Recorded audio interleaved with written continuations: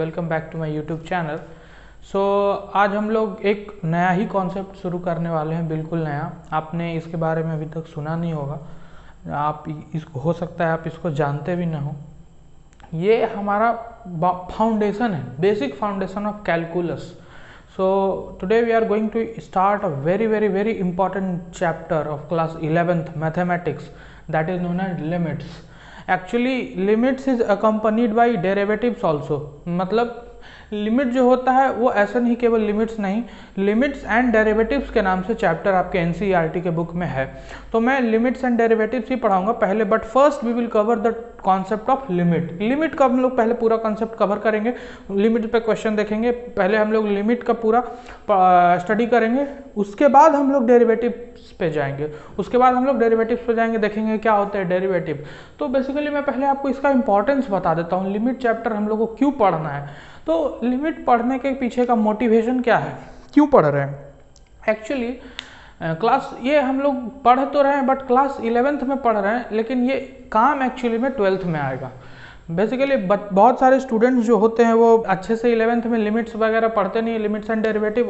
उसके कारण उनको 11th का पूरा कैलकुलस, जो अभी 40 मार्क्स का कैलकुलस आपको आता है अभी 12th एग्जाम में नए सिलेबस पैटर्न के अकॉर्डिंग। पहले 44 मार्क्स का आता था, 44 मार्क्स का आता था, अभी 40 मार्क्स का आता है। तो उसके अकॉर्डिंग क्या है कि उसमें उसका ये फाउंडेशन है, नींव है, बेस है। जैसे किसी भी बिल्डिंग का फाउंडेशन होता है, उसी तरह से लिमिट्स एंड डेरिवेटिव जो चैप्टर है वो हमारा फाउंडेशन है, एकदम बेस है कैलकुलस का।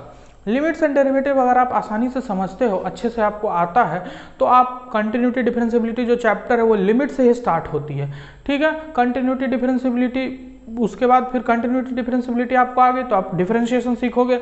डिफरेंशिएशन आपको आ गया तो उसके बाद आप क्या सीख पाओगे, एप्लीकेशन ऑफ डेरिवेटिव सीख पाओगे। एप्लीकेशन ऑफ डेरिवेटिव से फिर इंटीग्रल्स में जाओगे, फिर एप्लीकेशन ऑफ इंटीग्रल में जाओगे, उसके बाद फिर डिफरेंशियल इक्वेशन में जाओगे।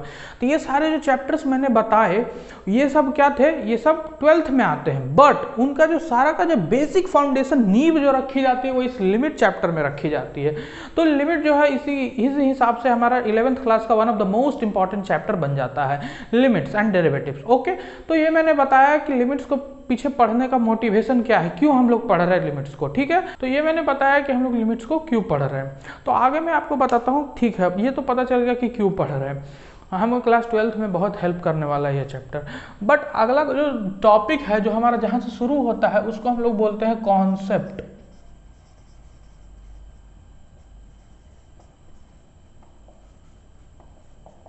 Concept of limit. अच्छा, लिमिट क्यों पढ़ रही है तो आपको समझ में आया। अच्छा, तो अब कॉन्सेप्ट क्या है, क्या होता है लिमिट, क्या बला है। तो लिमिट का अगर लिटरल मीनिंग में बताऊं तो आप लोगों ने सबने हिंदी फिल्म, टीवी सीरियल ये सब में देखा ही होगा, अपने लिमिट में रहो, बी इन योर लिमिट्स, ऐसे ऐसे शब्द को सुना ही होगा आपने सबने अपने जिंदगी में कभी ना कभी तो जरूर सुना होगा। तो लिमिट क्या है, जैसे वो बोल रहा है, कोई बोलता है कि दहलीज में रहो, कोई बोलता है कि उस दहलीज को लांघना मत। मतलब क्या, वो आपकी लिमिट हो गई, डोंट क्रॉस योर लिमिट, ऐसा शब्द हम लोग इस्तेमाल करते हैं। तो लिमिट का लिटरल मीनिंग क्या हुआ, सीमा। एक तरह से आप समझ लो कि लिमिट का मतलब हुआ सीमा, और हिंदी में इस चैप्टर को सीमा और अवकलज ही कहते हैं, लिमिट्स एंड डेरिवेटिव को। ठीक है, तो लिमिट का मतलब हुआ सीमा। जैसे बाउंड्री होती है हर एक कंट्री की, तो वो कंट्री का लिमिट वहां तक हुआ, ऐसा आप कह सकते हो। तो कॉन्सेप्ट ऑफ लिमिट में मैं सपोज करो कि मैथमेटिकल टर्म्स में कैसे डिफाइन करें। सर ये तो ठीक है, लिमिट का मतलब आपने समझा दिया, तो मैथमेटिकल टर्म्स में कैसे डिफाइन करें। तो आप कह दो कि मैं क्या कहता हूं कि कोई एक फंक्शन मैं ले लेता हूं f(x), जिसको मैंने डिफाइन कर रखा है x² - 9 divided by x - 3, where x is not equals to 3। x अगर 3 हो गया तो क्या ये फंक्शन डिफाइन हो पाएगा, नहीं ना, क्योंकि मैंने आपको रिलेशन और फंक्शन जब चैप्टर में पढ़ा रहा था तो बताया था कि जो बेस है वो कभी भी 0 नहीं हो सकता है रैशनल फंक्शन के केस में। तो x इसी नाते 3 कभी नहीं हो सकता, x क्या नहीं हो सकता है, 3 कभी नहीं हो सकता। अगर 3 हो गया तो डिफाइन नहीं। तो x अगर 3 नहीं हो सकता है तो हम इसको जरा ऐसे लिख सकते हैं क्या, fx को, इसको हम लोग x² x - 3 इंटू x + 3 लिख सकते हैं क्या। चेक करो, x² - 9 है, x - 3 इंटू x + 3। आप देखोगे, एक बार देखो, a² - b² a + b into a - b, और क्या है कि x नॉट इक्वल्स टू 3 है। ये कंडीशन लगा हुआ ही है, ये कोई दिक्कत नहीं है। ठीक है, आप जरा देखो कि x जब 3 नहीं है तो क्या है, 3 से ज़्यादा होगा या तो कम होगा। तो 3 से ज़्यादा हो या कम हो तो ये क्या है, x - 3 जो क्वांटिटी है क्या ये नॉन जीरो होगा, जीरो नहीं हो पाएगा क्योंकि एग्जैक्टली x = 3 पे ही जीरो हो रहा है ना। जीरो जब नहीं है तो हम लोग इसको कट कर सकते हैं, इसको हम लोग कैंसिल कर सकते हैं और क्या आ जाएगा, fx = x + 3 दिया हुआ है बेसिकली जब x ≠ 3।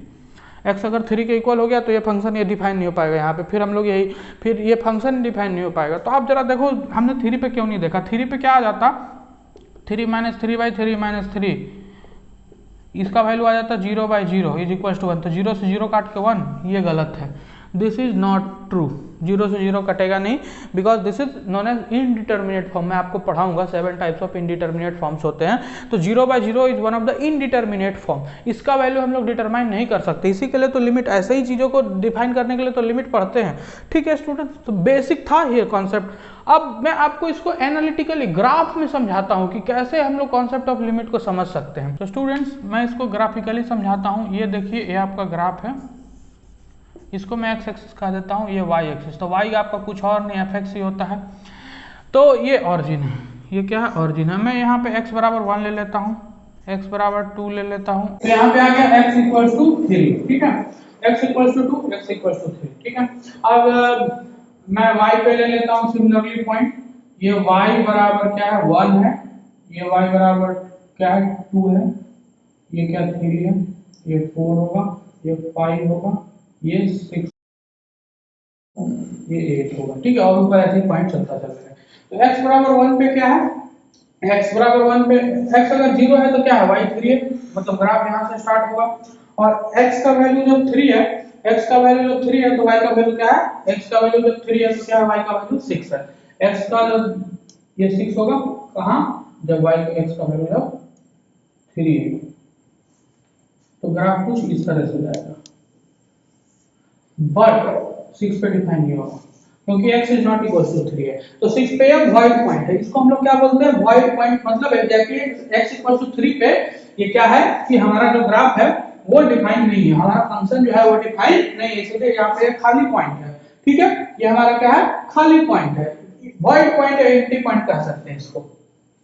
तो अब मैं क्या कहूँ, अब लेकिन x = 3 पे तो फंक्शन डिफाइन नहीं है सर। ठीक है, चलो, बट कोई बोले कि एक रफ एस्टिमेशन, एक रफ आइडिया बता सकते हो क्या कि x = 3 के आसपास जो हो वैल्यू क्या रही होगी, तो उससे हम लोग को पता चलेगा x = 3 पे फंक्शन क्या हो रहा हो, क्या सिचुएशन होगा। तो x = 3 पे आप जैसे जैसे देखोगे कि x = 3 को हम अप्रोच कर रहे हैं, वैल्यू किसको अप्रोच कर रही है, 6 को अप्रोच कर रही है। जैसे जैसे हम x = 3 को अप्रोच करेंगे, ये वैल्यू क्या 6 को अप्रोच करेगी या नहीं करेगी। x जैसे जैसे 3 को अप्रोच कर रहा है, हमारा फंक्शन क्या है, 6 को अप्रोच कर रहा है। आप यहाँ x = 3, 1 मिनट के लिए आप भूल जाओ, तो यहाँ भी 3 रखोगे तो 6 आया। तो x जैसे जैसे 3 को अप्रोच कर रहा है, तो मैं इसको शब्द में अगर लिखूँ वर्ड्स में, तो x जैसे जैसे 3 को अप्रोच कर रहा है, हमारा फंक्शन किसको अप्रोच कर रहा है, 6 को अप्रोच कर रहा है। तो ध्यान से देखो, तो ये एरो का मतलब होता है अप्रोचिंग टू अथवा टेंडिंग टू, मतलब इसके समीप पहुंच रहा है। x जैसे जैसे 3 के समीप पहुंच रहा है, 3 के पास पहुंच रहा है, 3 के नियर पहुंच रहा है, नियर अबाउट पहुंच रहा है, वैसे वैसे हमारा fx जो है वो कहाँ 6 के पास पहुंच रहा है, 6 के पास पहुंच रहा है। तो मतलब x जैसे जैसे 3 को अप्रोच कर रहा है, हमारा fx 6 को अप्रोच कर रहा है। तो इसी को मैथमेटिक्स की भाषा में कहते हैं हम लोग limit x tending to 3 f(x) = कितना 6। मतलब जैसे जैसे x 3 को अप्रोच करेगा, fx क्या 6 को अप्रोच करेगा। ठीक है, fx का 6 को अप्रोच करेगा। ठीक है, तो जो ज़्यादा इंटेलिजेंट होंगे वो एक और आर्ग्यूमेंट दे सकते हैं कि आपने बोला अप्रोच करना, ठीक है, जैसे तो अप्रोच तो किधर से भी किया जा सकता है, इधर से भी किया जा सकता है। कोई बोले कि हम इधर से भी आ सकते हैं, जस्ट एज इधर से करेंगे तो क्या बोलेंगे हम लोग, लेफ्ट बोलेंगे, इधर से करेंगे तो हम लोग राइट बोलेंगे। आप सपोज करो कि एक कमरा है, उसका लेफ्ट 2 डोर है, 2 दरवाजे हैं, एक लेफ्ट दरवाजा एक राइट दरवाजा है। तो उसको कहा जा सकता है ना कि राइट से भी एंट्री लिया जा सकता है उस कमरे में, लेफ्ट से भी एंट्री लिया जा सकता है। उसी तरह से x जो है वो 3 है, तो 3 को हम 2 के तरफ से भी अप्रोच कर सकते हैं, और इधर x = 4 कहीं रहा होगा, इधर से भी अप्रोच कर सकते हैं, सही है। इधर से भी हम लोग अप्रोच कर सकते हैं ना। आप ध्यान से देखो कि इधर से अप्रोच करेंगे तो उधर राइट साइड से अप्रोच कर रहे हैं, इधर से अप्रोच कर रहे हैं तो लेफ्ट साइड से अप्रोच कर रहे हैं। तो जब भी ये कंडीशन आएगा तो हम लोग कह सकते हैं कि दो और कंडीशन आएगा, जब लेफ्ट से करें या जब राइट से करें। तो लेफ्ट से करें तो हम इसको क्या कह सकते हैं, limit x tending to 3f(x), 1 minute, is equal to 6। ये 3 क्या, लेफ्ट से अप्रोच कर रहे हैं तो लेफ्ट साइड नेगेटिव साइड होता है, तो 3 माइनस। राइट से कहेंगे तो क्या हो जाएगा, limit x tending to 3 plus, क्योंकि राइट साइड पॉजिटिव साइड होता है, f(x) 6। तो एक बात ध्यान से देखो, राइट से जब भी अप्रोच कर रहे हैं, राइट से जब हम अप्रोच कर रहे हैं तो तब क्या हो रहा है, तो राइट से भी अप्रोच करोगे तो ये फंक्शन सेम आ रहा है, सेम वैल्यू पे अप्रोच करेगा फंक्शन भी, फिर फंक्शन कुछ ज़्यादा रहा होगा उससे कम में, मतलब 6 की ओर ही आ रहा है। राइट से भी अप्रोच कर रहे हैं तो फंक्शनल वैल्यू हमारा 6 की ओर ही आ रहा है, तो ये भी वैल्यू क्या है, 6 है। तो एक बात ध्यान से देखो, ये दोनों इक्वल हुए, ये दोनों इक्वल हुए, इसको हम लोग बोलते हैं left hand limit, left hand limit कहते हैं इसको, और इसको हम लोग कहते हैं राइट हैंड लिमिट।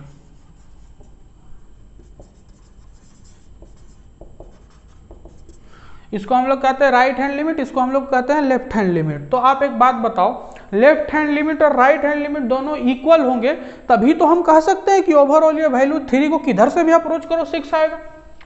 ठीक है, अगर ऐसा कुछ हो कि राइट सेम कमरे का डोर बताया गया आपको, बट राइट से आप एंट्री मारते हो तो दूसरा कमरा है, और लेफ्ट से एंट्री मारते हो तो दूसरा कमरा में घुस जाते हो, तो ये तो गलत बात है ना। आप बोलोगे कि सेम नहीं है दोनों, इसका मतलब लेफ्ट हैंड लिमिट और राइट हैंड लिमिट सेम नहीं है, तो ये 6 हम लोग नहीं कह सकते कि f(x) 6 के इक्वल हो जाएगा। क्यों, क्योंकि हमारा अब इधर क्या, ये इन जनरल लिखा हुआ है ना, इन जनरल लिखा हुआ है ना कि 6 को अप्रोच कर रहा है 3, मतलब इसका क्या मतलब है कि आप लेफ्ट से अप्रोच करो या राइट से अप्रोच करो, इसका कोई फर्क नहीं पड़ता है। इसका सीधा अर्थ है कि आप कहीं से भी अप्रोच करो 6 आएगा। तो जब भी ऐसा लिखा रहेगा इसका क्या मतलब है, एक लेफ्ट हैंड लिमिट होगा, एक राइट हैंड लिमिट होगा, और दोनों की वैल्यू जब इक्वल होगी तभी हम ऐसा लिख सकते हैं। तो यहां से मैं एक स्टेटमेंट दूं, इसको थोड़ा मैं छोटा कर देता हूं, इसको मैं स्टेटमेंट दे सकता हूं, क्या है कि लिमिट x टेंडिंग टू क्या है, a है f(x). आप इस तरह से देखो, आप बेसिक में देखो, x जब a को टेंड कर रहा है तो f(x) क्या है, एक किसी वैल्यू पर्टिकुलर वैल्यू l को टेंड कर रहा है। ठीक है, एक पर्टिकुलर वैल्यू l को टेंड कर रहा है, तो मतलब क्या है इसका, लिमिट x जब a को टेंड कर रहा है तो f(x) क्या है, किसी पर्टिकुलर वैल्यू l को टेंड कर रहा है, किसी पर्टिकुलर वैल्यू, इसका ये और ये दोनों सेम ही हैं, दोनों एकदम सेम है। तो मतलब आप समझ लो, फिर से मैं बताता हूँ, लिमिट जब x a को टेंड कर रहा है तो f(x) किसी l वैल्यू को टेंड कर रहा है, यहाँ पे l की वैल्यू 6 थी, a की वैल्यू 3 थी। ठीक है, तो जब x a को टेंड कर रहा है तो f(x) किसको, l को टेंड कर रहा है। तो इसका ये कब हम कह सकते हैं, ये कब हम कह सकते हैं, जब limit x tending to a minus f(x) is equals to limit x tending to a plus f(x), और ये दोनों l के इक्वल हो जाए।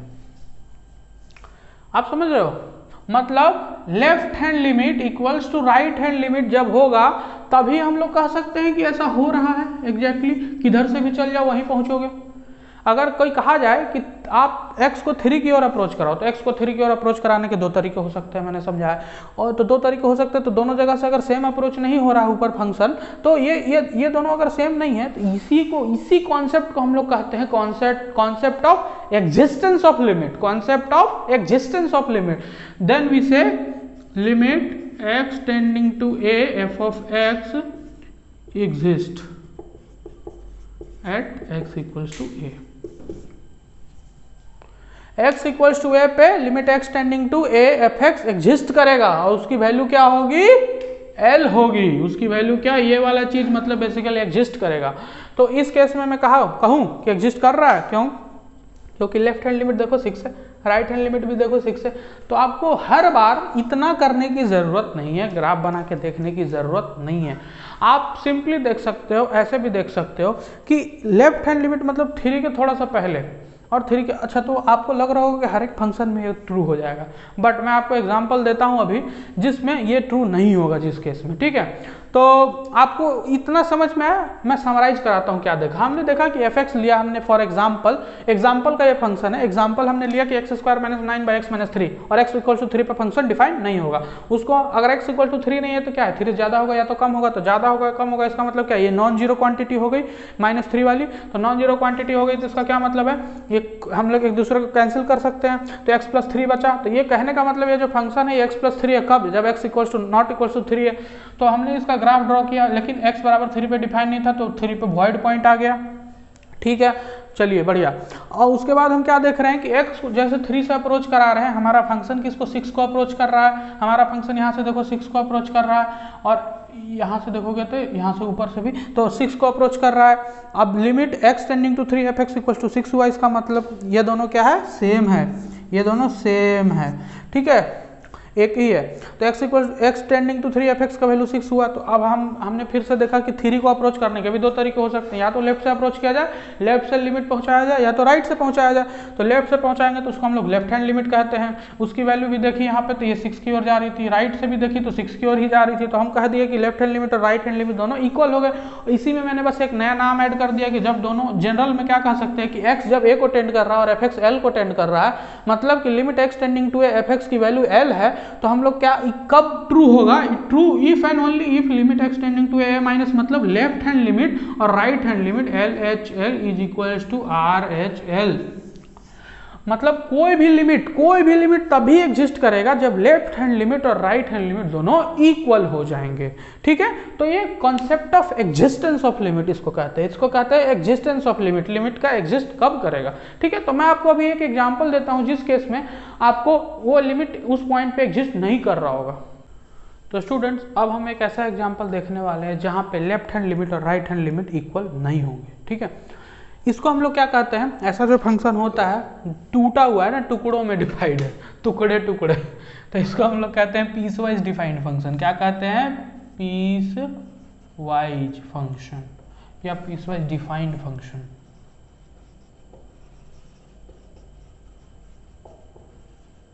ठीक है, तो पीसवाइज डिफाइंड फंक्शन है, मतलब क्या fx क्या हो, 2 है जब x < 0 है, जब x 0 से कम है मतलब इधर लेफ्ट साइड है, और राइट साइड पे है तो 1 है। तो यहाँ से ध्यान से देखो, जब हम लेफ्ट 0 को अप्रोच कर रहे हैं, मान लीजिए कोई पूछे limit x tending to 0 f(x) क्या होगा वैल्यू, सपोज करो ये क्वेश्चन दे दिया। ठीक है, तो इसका हम लोग ग्राफ बना लेंगे। मतलब x < 0 है तो क्या 2 को अप्रोच कर रहा है, बट 2 नहीं है, लेकिन और x क्या है, 1 है जब क्या x > 0 है। ठीक है, तो इस तरह से कुछ वैल्यू है। बट आप ध्यान से देखो, 0 को इंक्लूड नहीं किया इसने, इसीलिए मैंने इस पॉइंट को इंक्लूड नहीं किया। 0 को इंक्लूड नहीं किया है, दोनों में से किसी में ऐसा रहता तब ना, या इधर ऐसा रहता तब ना 0 को इंक्लूड मानता मैं, किसी ने इंक्लूड नहीं किया। ठीक है, तो ये 1 है। तो इसका मतलब क्या, अगर मैं लेफ्ट साइड से जाऊं तो ये क्या 2 को अप्रोच कर रहा है, और राइट साइड से आऊं तो ये किसको अप्रोच कर रहा है, 1 को अप्रोच कर रहा है। तो इस केस में अगर मैं देखूं LHL जो लिखूंगा वो मैं क्या लिखूंगा, लिमिट x टेंडिंग टू क्या 0 निगेटिव ना, निगेटिव तरफ से f(x), इसकी वैल्यू क्या है 2 है इस केस में। और RHL अगर मैं लिखूंगा लिमिट x टेंडिंग टू 0 क्या पॉजिटिव, RHL पॉजिटिव मान लो आप, f(x) = क्या होगा 1 होगा ना, क्योंकि 1 को अप्रोच कर रहा है। अब बताओ LHL और RHL इक्वल है, नहीं है ना, तो LHL = not equal to RHL, तो इसीलिए f(x), इसीलिए ये does not exist, DNE short में मैंने लिखा, limit x tending to 0 f(x) does not exist. क्यों नहीं एग्जिस्ट करता सर, LHL और RHL इक्वल नहीं है, इसीलिए एग्जिस्ट नहीं करेगा। तो हर बार जब भी आपको पॉलिनोमियल फंक्शन हो तो कोई दिक्कत नहीं है, पॉलिनोमियल हमेशा कंटिन्यूअस होगा, मतलब पॉलिनोमियल फंक्शन में ये चेक भी नहीं भी करोगे ना तो भी लिमिट एग्जिस्ट कर जाता है, तो उस केस में दिक्कत नहीं है। लेकिन जब भी फंक्शन मॉड्यूलस के फॉर्म में दिया रहे, मॉड्यूलस भी तो एक पीसवाइज डिफाइंड फंक्शन ही है ना, क्योंकि मॉड x के हम लोग ऐसा करें तो क्या आएगा, -x if x < 0, x if x > 0। अगर यहाँ इक्वल भी मान लेते एक जगह रहता ना तो उसकी वैल्यू क्या आती, अगर 0 को हम इंक्लूड भी कर लेते तो भी ये सेम आता, और RHL इक्वल नहीं आता, तो इससे कोई खास फर्क नहीं पड़ता। बट यहाँ भी देखो -x और x, तो अगर कोई कहे कि इसकी वैल्यू बताओ भाई, अगर कोई मॉड एक्स बाई एक्स की वैल्यू पूछ दे तो हम लोग उस केस में एक बार चेक करना पड़ेगा। हम लोग को मॉड में अगर फंक्शन है तो एक बार चेक करना पड़ेगा, ठीक है। क्यों? क्योंकि ये पीस वाइज डिफाइंड फंक्शन हो गया। ये हो सकता है पॉसिबिलिटी इसका कि ये अलग अलग पॉइंट को टेंड करे, एक्स जब सेम पॉइंट को टेंड करे, एक्स जब ए को टेंड करे तो एक वैल्यू एलएचएल L1 को टेल करे और आरएचएल L2 को टेंड करे, ऐसा भी हो सकता है। तो उस केस में हमें एक्स्ट्रा केयरफुल रहना है। मतलब जब कभी भी पीस वाइज डिफाइंड फंक्शन आए तो आपके कान खड़े हो जाने चाहिए चेक करने के लिए कि हमें एलएचएल आरएचएल चेक करना पड़ेगा। क्यों? क्योंकि it might be possible in the case of piece wise defined function that it might be possible that LHL may not be equal to RHL, LHL may not be equal to left hand limit, may not be equal to right hand limit. So in this case, limit x tending to 0 f of x does not exist, D and E does not exist. So that's all about the concept of existence of limit. इस video के लिए हम लोग इतना पे रुक जाएंगे और अगले वीडियो में मैं आपको लिमिट्स के कुछ फॉर्मूलेज बताऊंगा और एक सैंडविच थ्योरम बताऊंगा जिसको हम लोग स्क्वीज प्ले थ्योरम भी कहते हैं, और फिर हम लोग लिमिट के ऊपर कुछ क्वेश्चंस देखेंगे जिससे आपके कॉन्सेप्ट को और क्लैरिटी मिलेगी। तो stay tuned for the next video, please hit the like button and subscribe to my YouTube channel.